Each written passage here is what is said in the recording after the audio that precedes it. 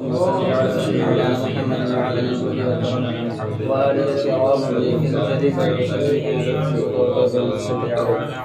وصحبه. گزشتہ بیان تھا جس سے خواب بیان کرے تو وہ کیا کہے، یعنی خواب اس سے ہم بیان کر رہے ہیں تو جو سن رہا ہے وہ کیا کہے.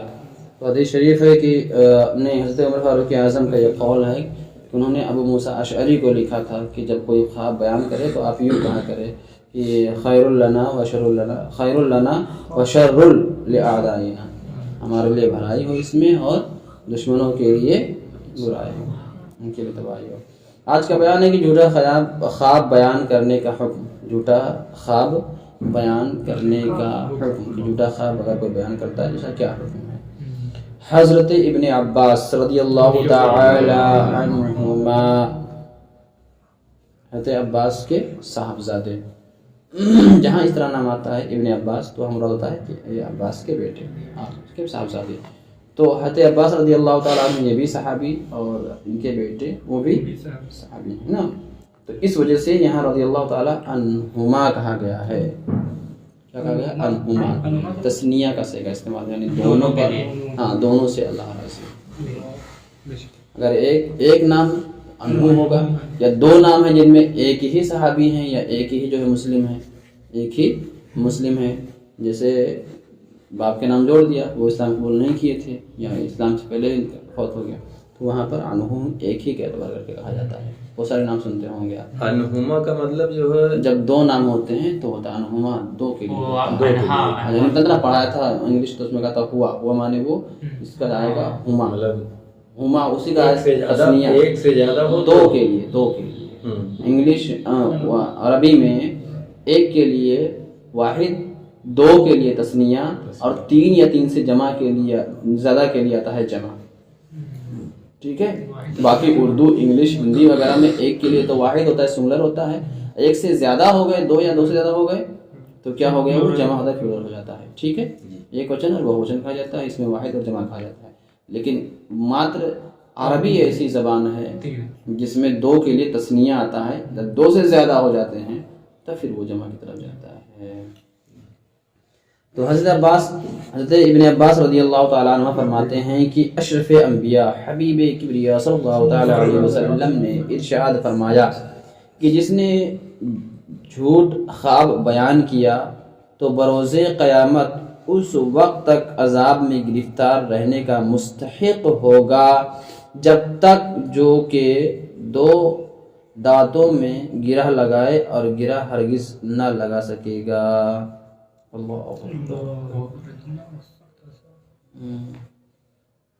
اور جو شخص ایسے لوگوں کی باتوں کی طرف کان لگائے گا جو اس کو سننا نہیں چاہیے تو قیامت کے دن اس کے کانوں میں سیسا پگھلا کر ڈالا جائے گا.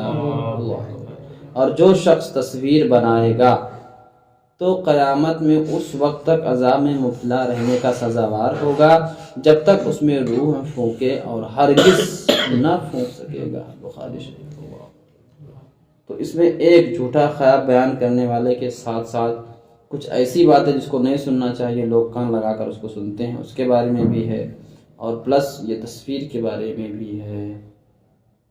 اب تصویر کے بارے میں تھوڑا سا یہ اختلاف ہے کہ عام طور سے جو موبائل کی جو تصویریں ہوتی ہیں یا جو فوٹو وغیرہ ہوتا ہے جس میں آدمی مجبور ہو جاتا ہے، ایک تو یہ ہے کہ مجبور ہو جاتا ہے، اس میں اختلاف کی جب مجبور ہو جاتا ہے تو اس طرح سے اس میں رخصت ہے، لیکن جتنا ضرورت ہو اتنے ہی، بہت زیادہ نہیں. اور اس میں اختلاف ہے کہ جو یہ تصویر بنانے کہا گیا ہے اس سے مراد مورتی ہوتی ہے، پتھر یا مٹی کی جو تصویر بنانا یہ مورتی ہوتی ہے.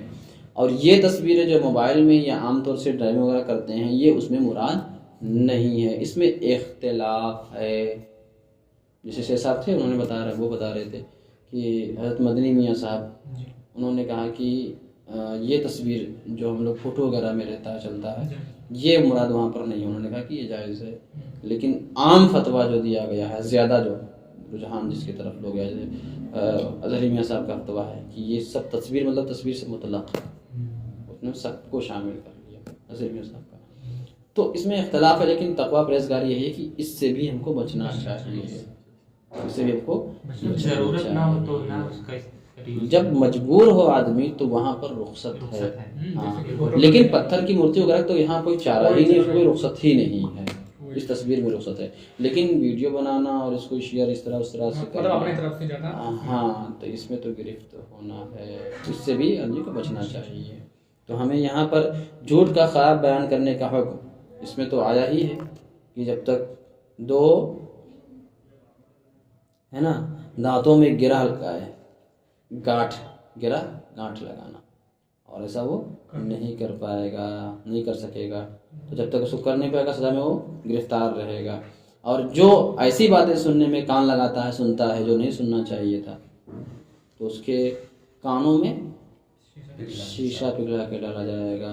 ٹھیک ہے. اور تصویر بنانے کے حکم قیامت کے روز اس وقت تک وہ عذاب میں گرفتار رہے گا، اس عذاب کا سزاوار رہے گا جب تک کہ اس میں روح نہیں ڈال دیتا، اور یہ ہرگز ایسا نہیں کر پائے گا.